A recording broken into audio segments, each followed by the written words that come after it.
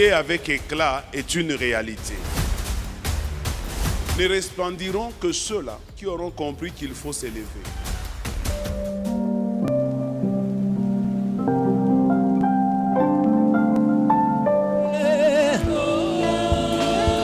We're crying, we're crying, we're crying, we're crying, we're crying, we're crying, we're singing, Holy Lord, Holy Lord. Gathering with the angels, we sing, Holy Lord. We bow down before your throne, Lord, and we shout and we cry, Holy. And we cry, holy, and we cry, holy. Music. Shayana namania, baba baba baba baba baba nia. Eshelinia namakia.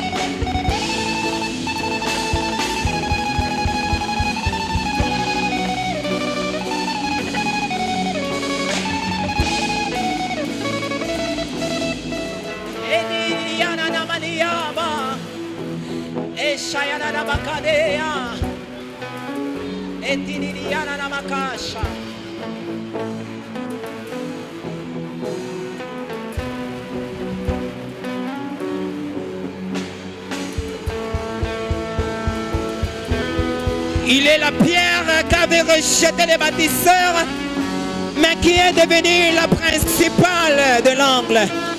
Son nom, c'est Jésus. Tous ceux qui l'ont précédé étaient des voleurs et des brigands. Dès qu'il voyait les sources et les lions venir pour arracher la brebis, ils étaient en train de fuir. Mais il y a un seul homme qui a abandonné nos 9 brebis pour venir chercher qu'une seule qui était perdue dans le péché. Son nom, c'est Jésus. Quel amour! Quel amour! Quel amour! Entouré par les anges, le 24 veillards se prosternent. Confesse que tu es Dieu.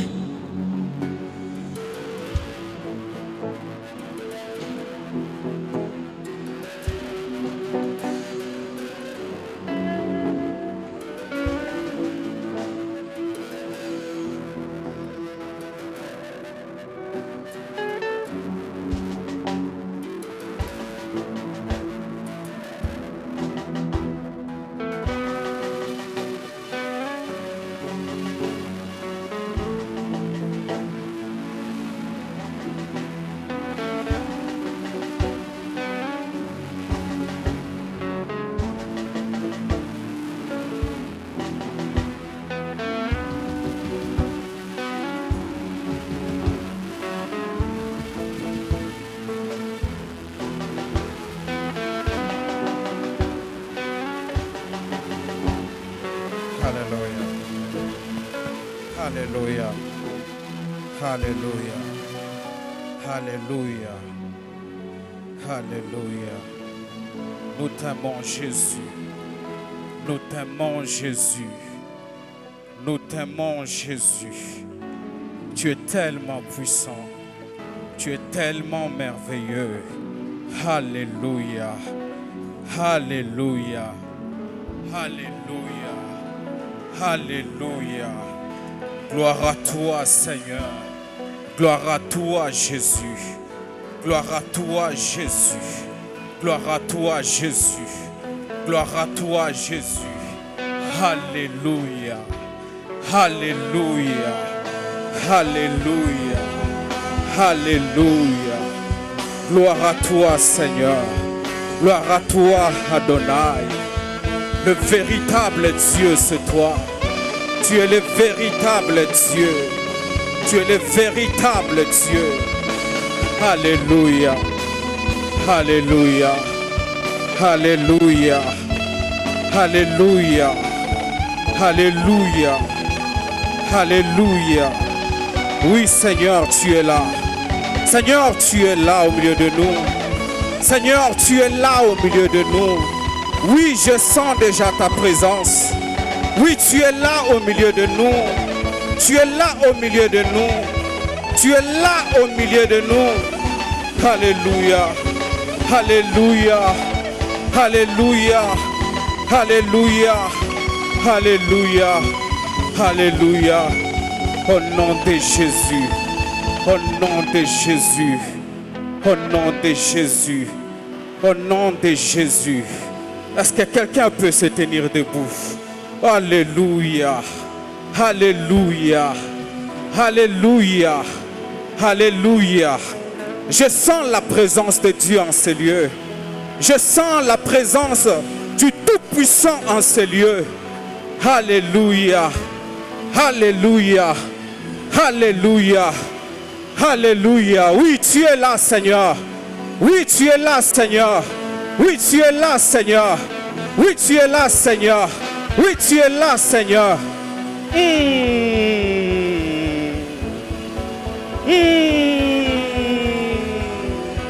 Le véritable Dieu est là.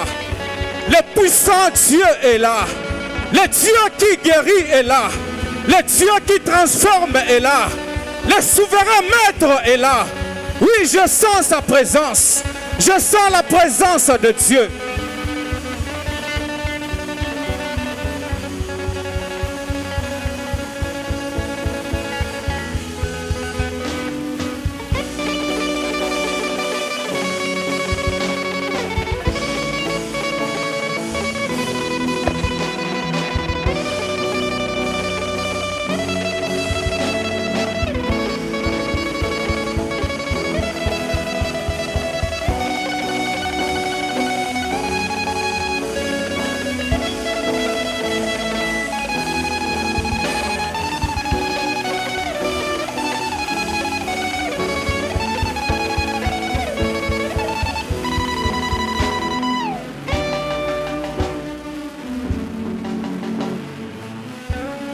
Merci Seigneur. Merci Seigneur. Est-ce qu'il y a quelqu'un qui est prêt à resplendir ce matin? Si tu es là, manifeste-toi par des acclamations. Est-ce que tu es là pour recevoir ta part ce matin? Acclame le roi des rois. Acclame le Seigneur Dieu Tout-Puissant. Celui qui est, qui était et qui vient. Il est la source d'eau qui ne tarit jamais.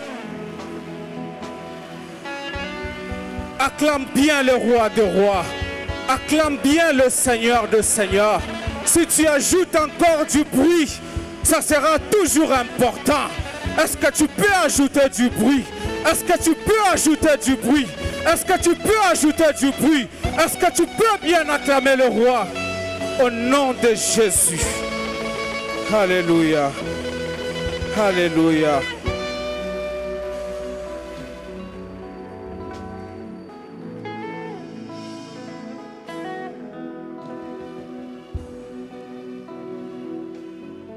Alléluia. Alléluia.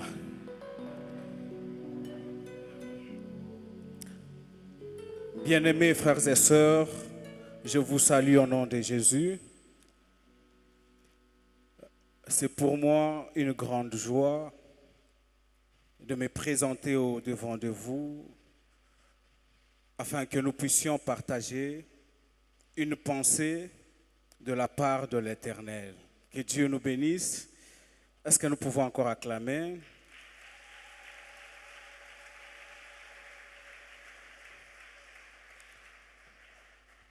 Alors, avant d'aller plus loin, j'aimerais dire merci à notre Père, lui qui a été poussé par l'Esprit de Dieu. Il nous a choisis pour partager la parole de Dieu ce matin. Papa, merci beaucoup. Vous êtes tellement beaucoup de choses pour moi. Je ne saurais tout dire maintenant et parfois je manque des mots pour bien exprimer. De tout mon cœur, je vous dis merci. Je dis merci à notre maman, elle qui est toujours là pour nous avec des conseils. Moi particulièrement, je l'aime beaucoup. Je dis grandement merci à maman. Je me souviens, il y a, je sais pas, une semaine ou 2 semaines, j'étais en train de lui dire, maman, il t'a mis, papa, chaque pas sous la matière, yote, monsieur Chiaba Bengine, tout à fait ma ponine. Papa a déjà tout épuisé. Il a déjà tout dit.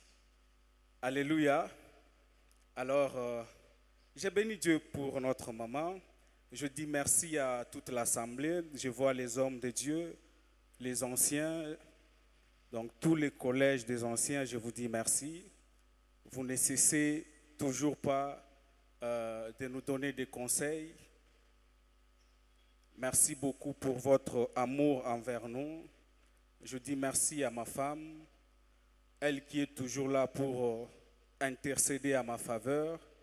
Que Dieu bénisse ma femme. Autrefois, je venais prêcher comme un célibataire, mais ce soir, je vais prêcher comme un marié. Alléluia. Alléluia. Donc sur moi ce soir, il y a plusieurs onctions.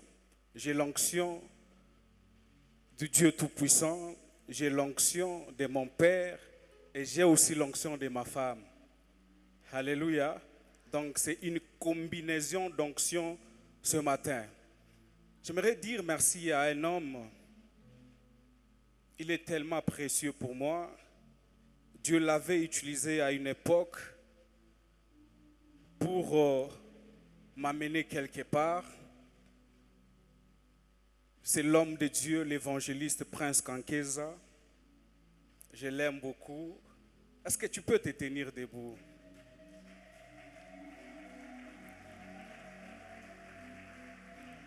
Merci beaucoup. J'ai beaucoup de choses à dire sur lui, mais que Dieu le bénisse seulement. Voilà, sans plus tarder, nous allons partager de la part de Dieu avec notre grand thème, le resplendissement. Alors, j'ai beaucoup étudié sur ça, j'ai beaucoup travaillé sur ça, mais je n'ai pas trouvé un sous-thème. Alors, je me dis, je vais venir seulement avec le resplendissement. Si on peut nous lire notre texte de base, Ésaïe 60, du 1er, on va s'arrêter même au 3e verset. Ésaïe chapitre 60, le 1er verset au 3e verset, nous lisons au nom puissant de Jésus-Christ de Nazareth. Lève-toi et sois éclairé, car ta lumière arrive, et la gloire de l'Éternel se lève sur toi. Voici, le ténèbre couvre la terre et l'obscurité le peuple. Mais sur toi, l'Éternel s'élève. Sur toi, sa gloire apparaît. De nations marchent à ta lumière et de rois à la clarté de tes rayons. Amen. Est-ce que nous pouvons acclamer la parole de Dieu? Voilà, ce matin, nous allons partager sur les resplendissements, qui veut aussi dire la brillance, l'éclairage, la lumière, beaucoup de choses. Alors, je ne suis pas le premier à parler sur ça. Il y a eu plusieurs personnes qui m'ont précédé. de par leurs interventions, j'ai pu retenir plusieurs choses. Ça m'a donné vraiment une sagesse. C'était tellement profond. Et j'avais retenu plusieurs choses. Alors, avant d'expliquer aussi Ésaïe 60, le premier verset, ou ce que nous venons de lire, j'aimerais d'abord vous donner la sagesse que j'ai eue à avoir de par l'intervention de ceux-là qui m'ont précédé. Je vais vous donner au moins 6 ou 7 choses que j'ai eu à comprendre qui va vous aider et qui est déjà en train de m'aider moi-même.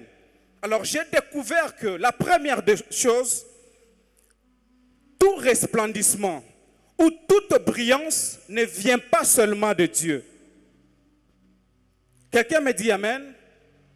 Donc, lorsque nous parlons de la brillance, lorsque nous parlons du resplendissement, nous devons savoir que toute brillance ne vient pas de Dieu. Donc la brillance a plusieurs sources. Nous pouvons avoir la brillance de plusieurs manières et de plusieurs sources.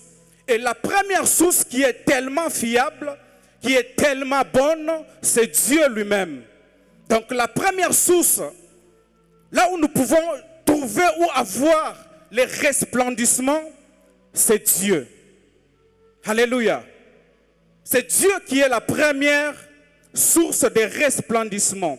Et la deuxième source, le resplendissement peut aussi venir du diable. Alléluia.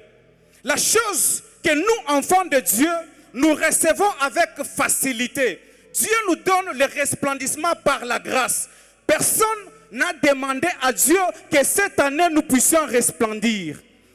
Le pasteur ne va pas me contredire pour dire qu'il avait fait jeûne et prière pendant une semaine pour que Dieu puisse nous accorder afin que cette année soit une année de resplendissement. Donc le resplendissement que nous sommes en train de vivre cette année, ça vient par la grâce de Dieu. Personne ne s'est mis à genoux pour demander le resplendissement. Par là, qu'est-ce que j'aimerais dire? Si nous n'avons pas prié, nous n'avons pas fourni d'efforts pour avoir le resplendissement, mais dans l'autre côté, pour avoir le resplendissement, il y a toujours des prix à payer. Tu veux avoir le resplendissement gratuitement? Viens chez Dieu. Mais si tu veux sacrifier tes enfants, si tu veux sacrifier tes biens, alors choisis le diable. Parce que c'est Dieu, chez Dieu c'est gratuit. Chez le diable c'est payant.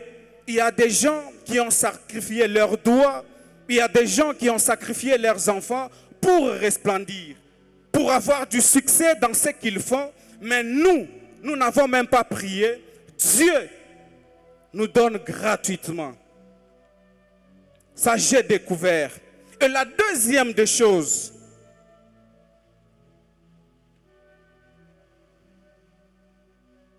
nous sommes tous dans la course du resplendissement, ou encore dans la course vers le resplendissement. Personne ne va pas me convaincre pour me dire que lui, il n'est pas intéressé par le resplendissement. Nous sommes tous intéressés par ça. Nous aimons tous resplendir. Mais j'ai appris que il y a des gens qui vont briller plus que les autres. Ça, nous devons mettre en tête qu'il y a des gens qui vont resplendir plus que les autres. Nous n'allons pas tous resplendir les mêmes jours, même pas avoir une même dimension dans les resplendissements. Et troisièmement, les resplendissements que nous cherchons là, les resplendissements que nous aimons là, il est aussi une source d'orgueil. Est-ce que quelqu'un me dit Amen? Il y a des gens que Dieu va tellement élever et ils vont produire en eux de l'orgueil. Il y a des gens qui vont tellement bien faire ce qu'ils sont en train de faire, jusqu'à tel point qu'il va voir que tout le monde devient des pygmées. C'est seulement lui qui est géant. Tellement que Dieu va te bénir avec beaucoup d'argent, alors fais attention. Parce qu'à côté du resplendissement, il y a toujours de l'orgueil. Or, la Bible dit, l'orgueil précède la chute. Et ça, le diable ne va pas me contredire. Il était un astre brillant.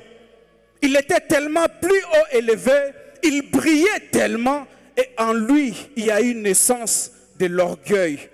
Et cela a poussé à diable à croire qu'il pouvait prendre la place de Dieu. Il y a des gens qui seront élevés dans notre église, dans la prédication, dans les miracles, jusqu'à tel point qu'ils vont croire qu'ils sont maintenant plus que notre pasteur.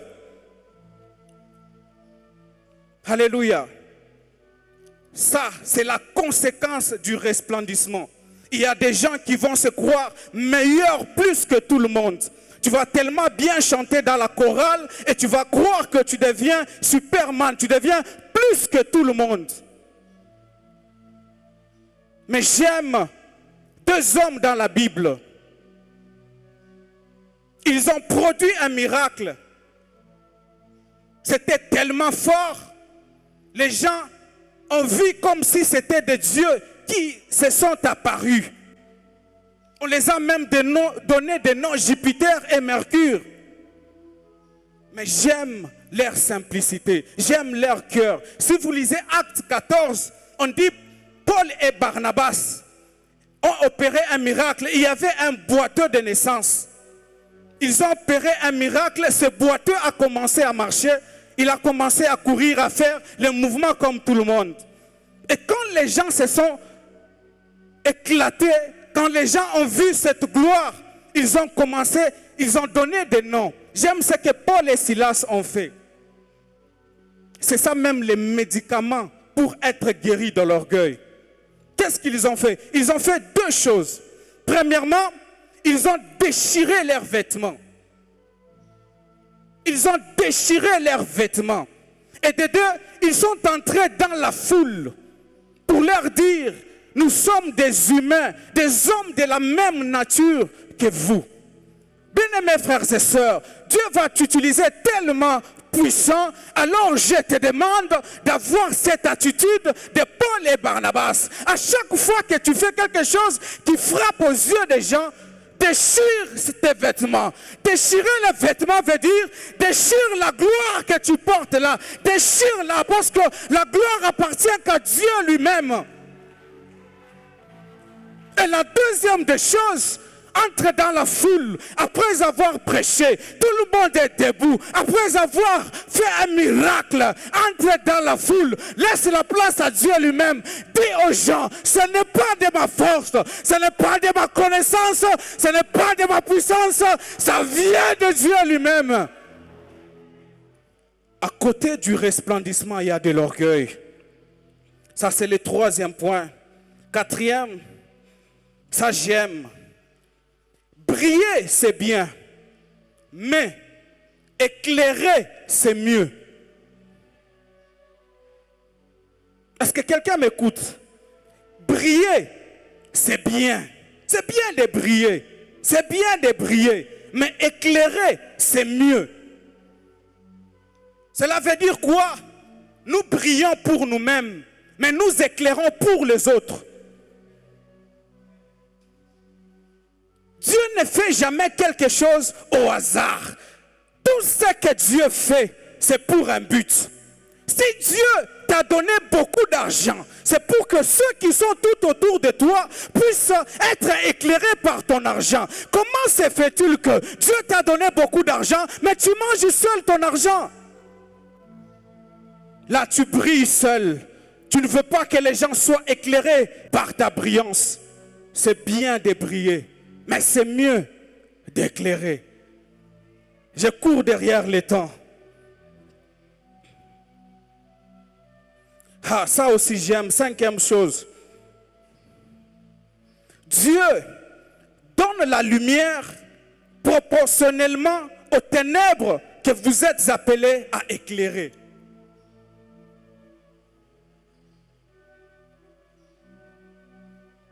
Si les ténèbres est tellement vaste, Dieu donne aussi des grandes lumières. S'il y a des petites ténèbres, Dieu va donner des petites lumières. Alléluia. Ça j'aime. Je n'ai pas le temps de développer. 6e, si tu ne brilles pas, tu ne seras pas remarqué.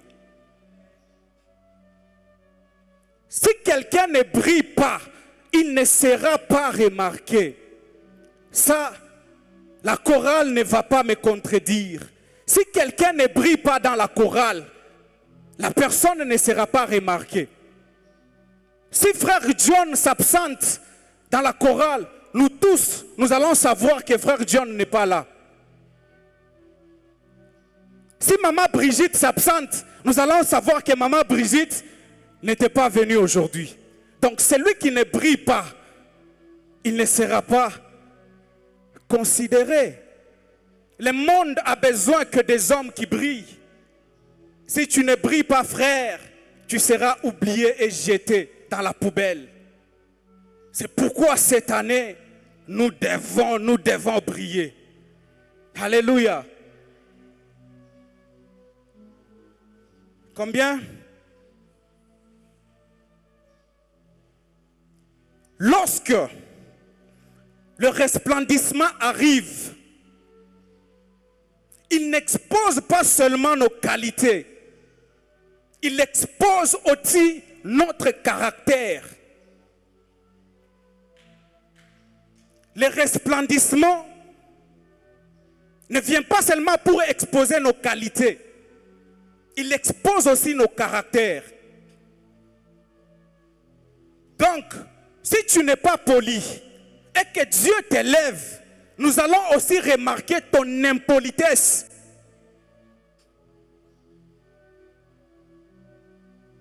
On est ensemble. Ça vient exposer aussi nos défauts. Alors, toi qui veux resplendir cette année, commence d'abord par arranger ton caractère. Il faut tenir compte de ça. Alléluia. Il faut tenir compte de ça. Si vous voyez, j'aime ce que le papa a toujours dit, que si vous voyez un serviteur de Dieu qui ne salue pas les gens, donc il n'a pas reçu une bonne éducation chez lui. Alors lorsque Dieu va t'élever, cette éducation-là sera aussi sous la lumière. Alléluia. Je donne la dernière chose et puis je prêche maintenant ma prédication. Lorsque la lumière brille, elle a une particularité d'attirer vers nous les hommes qui sont dans les ténèbres, la foule qui est dans les ténèbres. Donc la lumière attire, ça attire quelque chose. Tous ceux qui sont dans les ténèbres aimeraient aussi venir vers la lumière. Et il faut faire attention à ce niveau-là. Il y a des gens qui viendront vers toi, ils savent que tu es lumière, ils viendront vers toi avec des interrupteurs et des extincteurs pour éteindre ta lumière. Tout le monde ne viendra pas seulement pour bénéficier de ta lumière. Il y a des gens qui vont venir avec des interrupteurs. Non, il a tellement brillé. Moi, je prends seulement l'interrupteur. S'il ose encore de briller, je fais seulement pop, il va s'éteindre. Qu'est-ce que je veux dire par là? Il y a des gens, lorsque tu vas briller, ils vont se tenir pour commencer à salir ta réputation. Il y a des gens qui vont se dire non. Tellement qu'il a brillé, nous devons l'éteindre. C'est par là que le combat commence. Donc, qui dit, Dieu va nous éclairer cette année, veut aussi dire, Dieu va nous envoyer beaucoup de combats, beaucoup d'ennemis. Vous savez, Dieu ne prêtera jamais ta table à 2 kilomètres de tes ennemis. Il prête toujours la table en face des ennemis. Donc, lorsque Dieu est en train de prêter la table, de l'autre côté, il regarde. Les ennemis sont arrivés où? Il fait lentement de telle sorte que tes ennemis aussi s'apprêtent pour qu'ils soient aussi près de ta table. Alléluia. Bon, je me limite par là. Ceux qui seront au deuxième culte vont bénéficier encore plus. Parlons maintenant de Ésaïe 60. Ésaïe est un livre pas comme tous les livres de la Bible. Ésaïe est une Bible en miniature. Le livre d'Ésaïe est une Bible en miniature. C'est-à-dire quoi? La Bible a 66 livres. Le livre d'Ésaïe aussi a 66 chapitres. La Bible est divisée en 2. Nous avons l'Ancien Testament et nous avons le Nouveau Testament. Le livre d'Ésaïe aussi a un Ancien Testament à l'intérieur et un Nouveau Testament. La Bible ou encore le Nouveau Testament, l'Ancien Testament a 39 livres. Le livre d'Ésaïe aussi, sa première partie a 39 livres. Et la deuxième partie a 27 livres. Ce qui fait que, si vous lisez bien Ésaïe, c'est une Bible en miniature. Dans l'Ancien Testament, Dieu nous parle de l'histoire d'Israël, de ses péchés. Et dans le premier livre, dans la première partie du livre d'Ésaïe, on nous parle aussi d'Israël, de ses péchés, de ses sanctions. Dans le Nouveau Testament, on nous annonce le salut. On nous annonce celui qui vient pour apporter la solution à nos problèmes. C'est ainsi que aussi, dans la deuxième partie d'Ésaïe, on annonce l'arrivée de la lumière, on annonce l'arrivée de celui qui doit apporter le salut. On est ensemble. Qu'est-ce que je veux dire par là? La première partie, c'est la partie des souffrances. C'est la partie des désolations. Mais la deuxième partie, c'est la partie de gloire. Et Ésaïe 60 que nous avons lu, il est le tableau complet de la gloire finale d'Israël. Si Israël a souffert dans sa première partie, dans la deuxième partie, Israël sera dans la gloire. Donc, le chapitre 60 est présenté comme le rideau qui sépare deux réalités. Alors, ce matin, je suis venu dire à quelqu'un, comme nous sommes dans Ésaïe 60, je suis venu annoncer à quelqu'un que ce matin, c'est un rideau. Ésaïe 60 nous présente ce rideau. Dans l'ancien temps, il y avait la souffrance. Dans ta vie ancienne, tu as beaucoup souffert. Dans la vie ancienne, tu es passé par des moments de souffrance. Mais la deuxième partie, c'est la gloire de Dieu qui t'attend. J'étais en train de dire, Ésaïe 60 vient apporter les changements. De la même manière que tu as souffert, de la même manière que tu étais malade hier, de la même manière que tu as été refoulé hier, je t'annonce à partir de ce maintenant, à partir de ce maintenant, à partir de ce maintenant, je suis venu annoncer à quelqu'un que tout va changer. Tout va changer ce matin. Tout va changer ce matin. On t'a appelé femme stérile, mais je t'annonce que ce matin, tout va changer. On t'a annoncé, on t'a parlé, on t'a rejeté, tu as été refoulé. Mais je te dis ce matin, il y a un homme qui m'a envoyé te dire que tout doit changer dans ta vie. Tout doit changer dans ta vie. Rien ne sera comme auparavant. Alléluia. J'ai une observation ou deux sur Ésaïe et puis nous allons prier. Ésaïe 60 commence pour dire: lève-toi, brille, resplendis, car ta lumière arrive. Je me suis posé une question. Est-ce que lorsque nous restons assis, est-ce que la lumière ne va pas nous impacter? Lorsque nous restons assis, est-ce que cette lumière-là ne va pas nous impacter? Et la réponse c'est oui. Elle va nous affecter. Elle va nous impacter. Mais à une partie.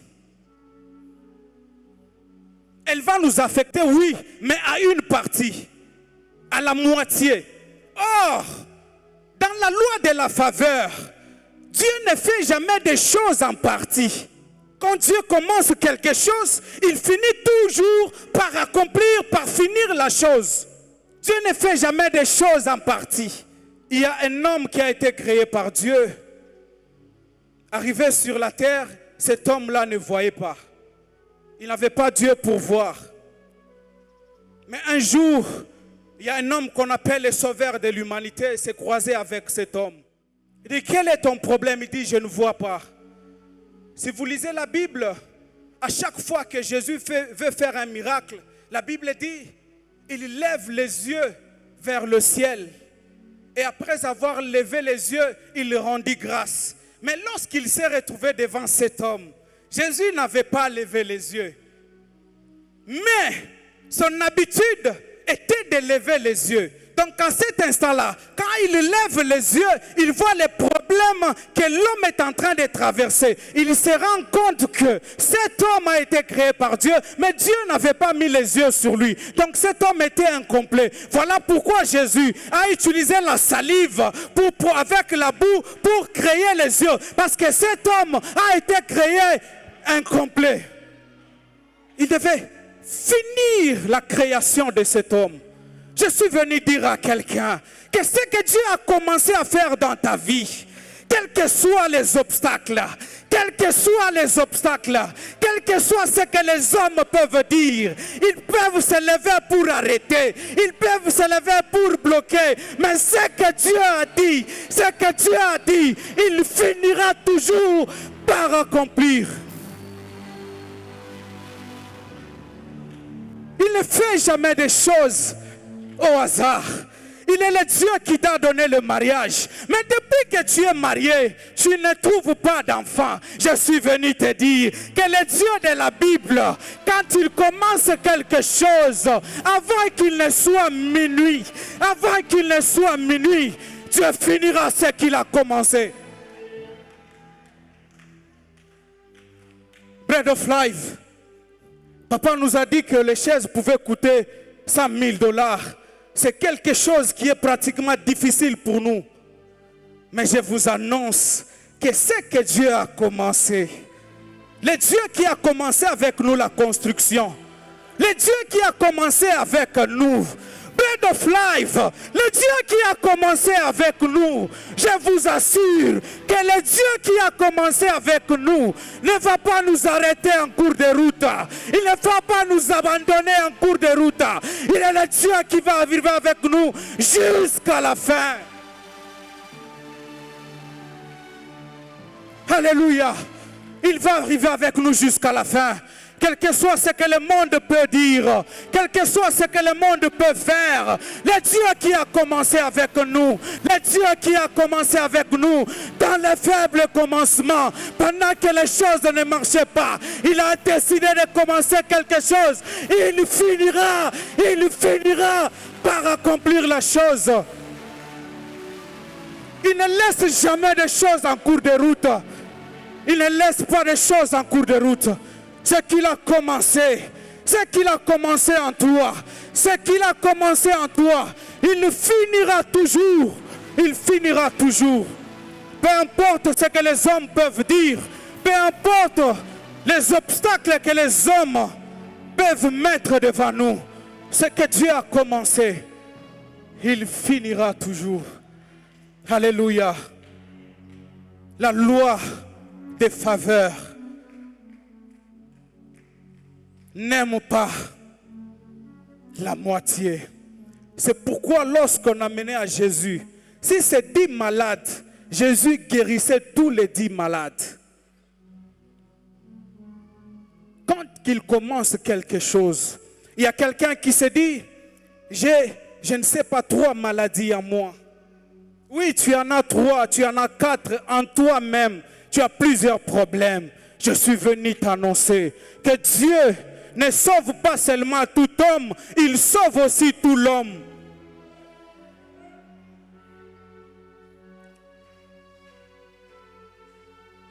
Alléluia. Il sauve tout homme et il sauve tout l'homme. C'est-à-dire tout homme, Dieu guérit, Dieu délivre les Chinois. Dieu bénit, Dieu délivre les Coréens, les Congolais, les Rwandais, même si nous ne les aimons pas. Je vous assure que Dieu connaît aussi les Rwandais et il les bénit. Tout l'homme, c'est-à-dire quand Dieu entre dans ta vie, il commence par la tête pour finir au pied. Il n'oublie pas, il ne laisse pas quelque chose. Il travaille tout. Ça, c'était la première observation. Deuxième observation. On dit, lève-toi, resplendis, car ta lumière arrive. Cette phrase n'est pas logique. Comment pourrais-je resplendir pendant que ce qui fait resplendir est en cours de route en train de venir? Comment je vais resplendir? Oh, bien-aimés frères et sœurs, dans la loi divine, l'homme n'attire vers lui que des choses qui sont en lui. Si en toi il n'y a pas de resplendissement, tu ne vas jamais resplendir. Si en toi il n'y a pas de resplendissement, tu ne vas jamais attirer la lumière vers toi. Je suis en train de dire à une sœur que l'homme attire que ce qui est en lui.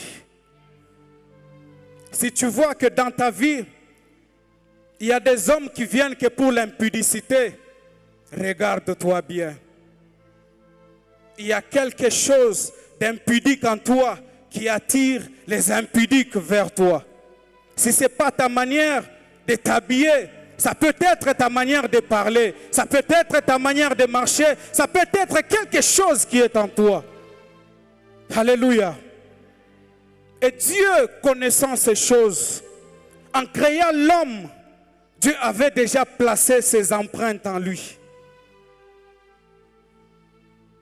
Le ciel ne peut te donner que ce que tu avais déjà obtenu au ciel. Alléluia. Alléluia. Est-ce que quelqu'un peut acclamer le Seigneur?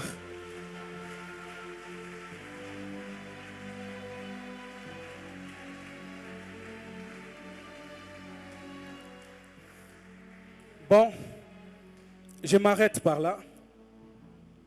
La suite au deuxième culte. Que Dieu bénisse sa parole. Nous nous tenons tous debout. Nous nous tenons tous debout, s'il vous plaît.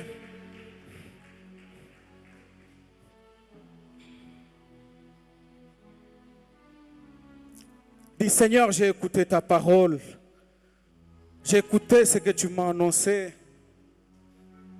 Aide-moi, Seigneur, pour cette année de resplendissement. J'ai besoin de ton aide à tous les niveaux, dans tous les domaines, à tous égards. Est-ce que quelqu'un peut élever sa voix pour prier le Seigneur?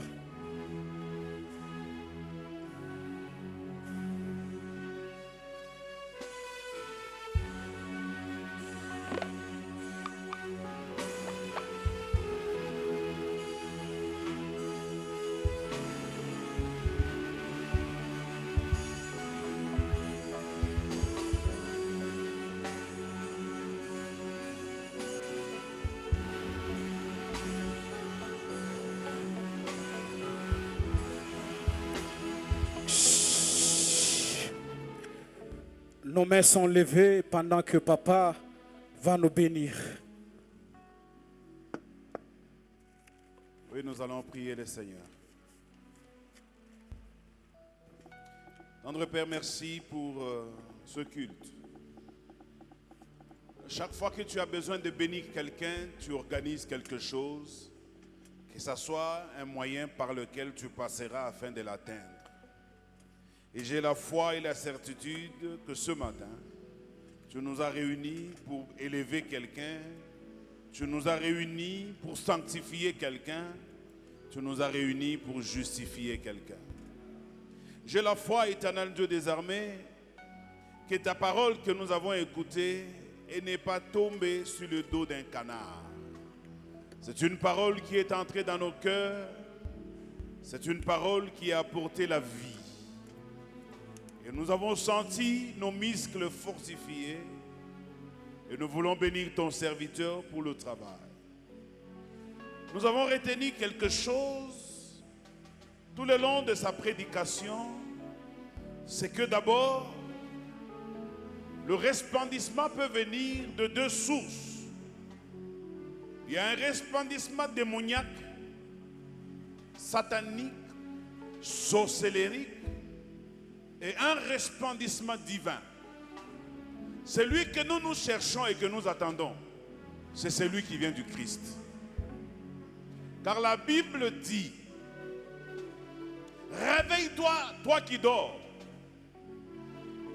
Relève-toi d'entre les morts et Christ t'éclairera. Nous prions dans le nom de Jésus-Christ pour que les ténèbres ne puissent pas avoir affaire avec notre resplendissement. Notre resplendissement ne viendra que de Dieu. Lui, le Dieu qu'on appelle le Père des Lumières, auprès de qui il n'y a ni ombre de variation, ni changement. Nous avons aussi, éternel Dieu, retenu que l'orgueil que peut engendrer un resplendissement peut constituer un élément pour éteindre notre resplendissement. Et que même quand notre resplendissement sera fort, il y a des gens qui viendront avec l'intention de bénéficier, d'autres qui viendront pour éteindre. Nous prions, Seigneur, qu'il n'en soit pas ainsi. Car la Bible dit, personne ne peut maudire celui que Dieu a béni. Satan n'a pas le droit, une fois que toi tu nous as éclairés, d'amener des émissaires qui vont nous éteindre. Je prie qu'il en soit ainsi dans la vie de personne dans cette église. La dernière chose, éternel Dieu, sur laquelle je voudrais prier, c'est sur le fait que tu nous as révélé que nous devons d'abord briller en nous-mêmes afin d'être éclairés.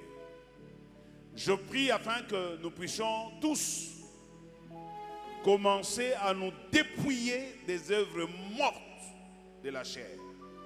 Aide l'Église à se débarrasser du péché.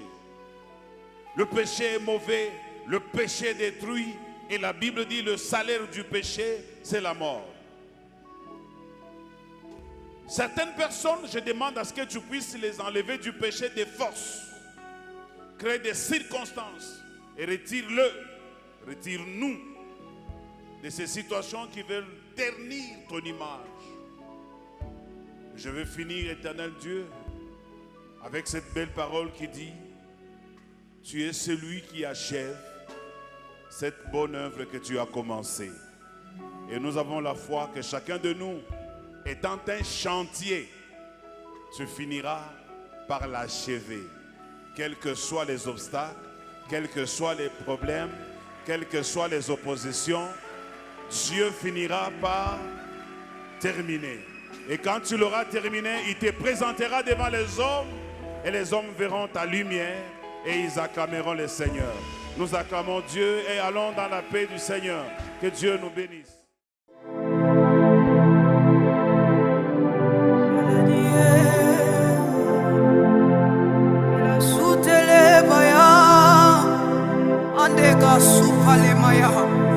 Écoute Utena lia ositelimia hata. Alevaya. Miami